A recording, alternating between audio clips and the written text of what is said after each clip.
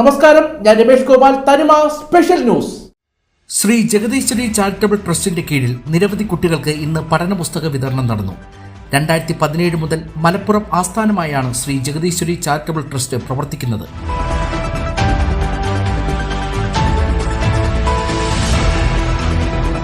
ഏഴ് വർഷക്കാലമായി നിരവധി പേർക്ക് ആശുപത്രി സഹായം, അന്നദാനം, നിരവധി കുട്ടികളെ പഠിപ്പിക്കുക തുടങ്ങിയ കാര്യങ്ങൾ ഈ ചാരിറ്റബിൾ ട്രസ്റ്റിന്റെ കീഴിൽ നടന്നുവരുന്നു.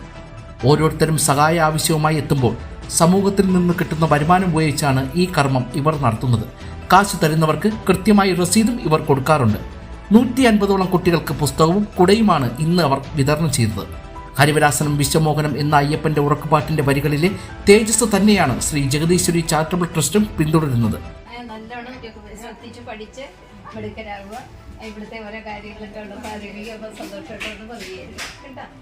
നല്ല മക്കളായിട്ട് വളരണം. ട്രസ്റ്റ് സ്ഥാപികയായ 65 വയസ്സായ സുശീലാമ്മ ഇതിന് മുന്നിട്ടിറങ്ങുമ്പോൾ അമ്മയെ സഹായിക്കുവാനായി പ്രായഭേദമന്യേ നിരവധി സ്ത്രീകളും പുരുഷന്മാരും അമ്മയോടൊപ്പം സമൂഹത്തിലെ ഈ നന്മയ്ക്കായി കൂട്ടുനിൽക്കുന്നു.